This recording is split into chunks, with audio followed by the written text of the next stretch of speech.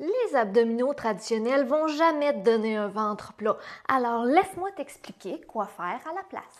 Allô, moi c'est Geneviève, je suis instructeur de la méthode Pilates et je suis aussi docteur en chiropratique. Et bienvenue en cette partie 3 de ma série de vidéos d'exercices de Pilates pour t'aider à avoir un ventre plat.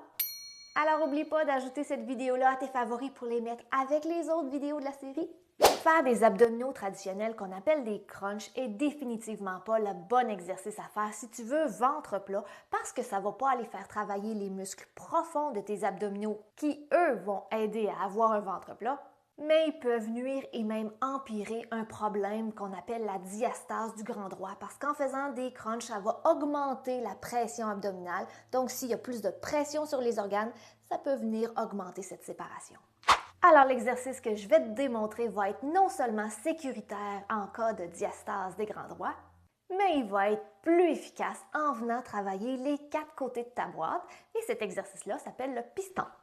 Pour faire le piston, on va se placer sur le dos. La position de départ va être primordiale. On va commencer avec les jambes à 90 degrés et dans cette position-là, ça va être important d'avoir le bassin et le bas du dos en position neutre. Donc, une façon de le visualiser, c'est d'imaginer un petit bleuet dans le bas du dos.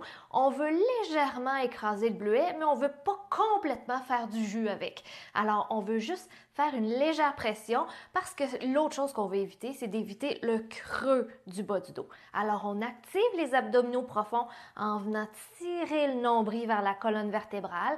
On a le haut du corps bien détendu, les bras le long du corps, les épaules descendues, le visage détendu.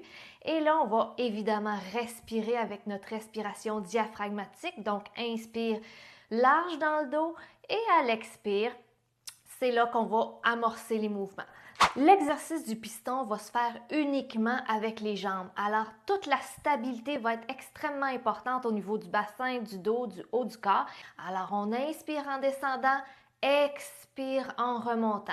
Quand on inspire large dans le dos et à l'expiration, pense à venir contracter les abdominaux profonds en imaginant ton nombril qui tire vers la colonne vertébrale et aussi le plancher pelvien qui remonte vers le nombril. Et là, on alterne les jambes. Ce qui est super avec le piston, c'est qu'il existe beaucoup de variations. Alors, on peut y aller une jambe à la fois, on peut y aller les 2 jambes à la fois, on peut y aller en alternance, on peut y aller une jambe allongée. Les variations sont presque infinies. Quand tu fais l'exercice, tu fais 8 à 12 répétitions, puis tu l'ajoutes aux autres exercices de la série. Alors like, puis n'oublie pas de commenter partie 4 si tu veux pas manquer le prochain exercice.